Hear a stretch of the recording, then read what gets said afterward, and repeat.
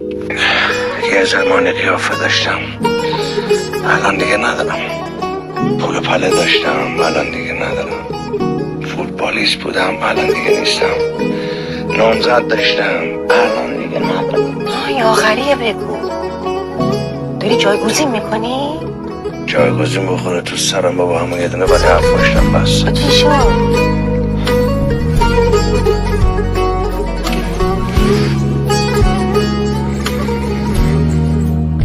من نمیخواست.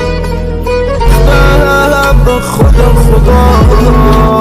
بگی تو رو خدا بگذارم ازت اگذارم شما بگو چرا رفتی بی خدا زنگ میزنم یک دو